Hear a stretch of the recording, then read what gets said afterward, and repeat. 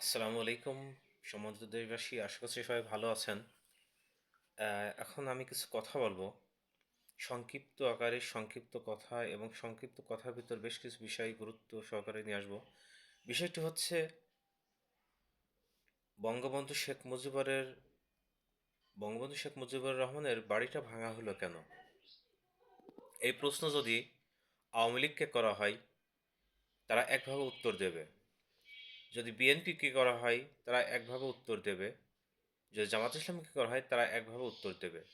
সবচেয়ে সুন্দরভাবে উত্তর দিতে পারবে শেখ হাসিনাকে যদি করা হয় যে ৩২ নম্বরের বাড়িটি কেন ভাঙা হলো, সারা দেশের সকল প্রকার আওয়ামী লীগের এমপি মন্ত্রীদের বাড়িটা কেন ভাঙা হচ্ছে, তারা খুব সুন্দরভাবে উত্তর দিতে পারবে। একটি কারণ, তারা দেশে যা করে গেছে, এই ১৬ বছর যা করেছে, এর জবাব যদি না দেওয়া হয় তাহলে একটি দেশ, একটি সমাজ, একটি রাষ্ট্র বা একটি জাতি কখনোই মন থেকে তারা কখনো মুক্তি পাবে না, শান্তি পাবে না। এজন্যই এটা করা হচ্ছে। আমার মনে হয় সবচেয়ে এই বাড়িটা এজন্যই ভাঙা হয়েছে, যখনই দেখবেন আওয়ামী লীগ কিন্তু ভালো ছিল। কোনো কেউ কিছু আঘাত করেনি বলে নাই।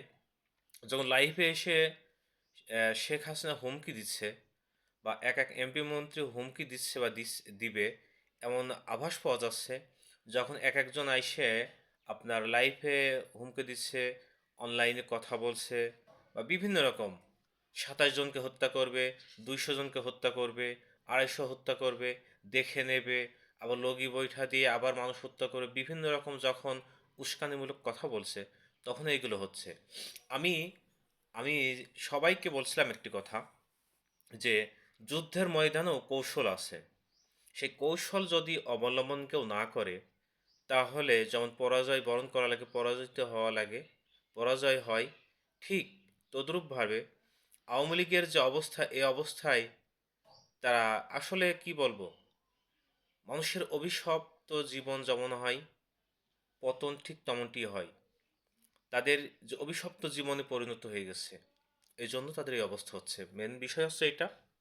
কিন্তু তাদের যে কৌশল তারা অবলম্বন করতে পারছে না, মাথা গরম করছে, বিধায় তাদের এই পরিণতির অবস্থা সৃষ্টি হচ্ছে। এটাই হচ্ছে তাদের মেন সমস্যা। কারণ দেশ থেকে পালায় গেল, কেউ তাকে বাধ্য করে নাই।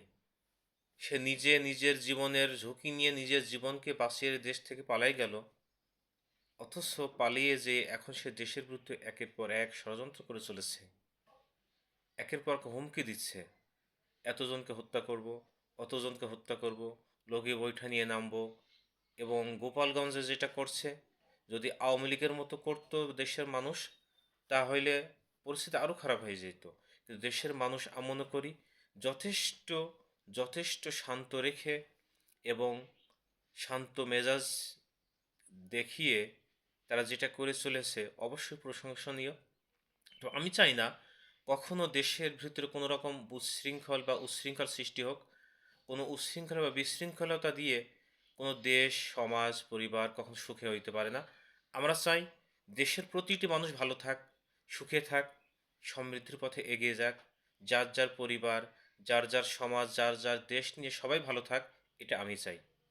কে চাই সেটা আমি জানি না, আমি চাই। এজন্য আমি চাই যে যেখানে যেভাবে আছে ভালো থাক। কিন্তু এই উস্কানিমূলক কথা বক্তব্য দিয়ে একজন এক একটা অবস্থা সৃষ্টি করবে, এজন্য তাকেই তাই দায় নিতে হবে, কেউ এই দায় নেবে না।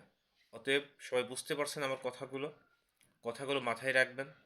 উস্কানিমূলক বক্তব্য দেবেন না, উচ্ছৃঙ্খল পরিবেশ সৃষ্টি করবেন না। তাহলে যে যার অবস্থানে যেখানে যে অবস্থায় আছে সে সেখানেই ভালো থাকবে।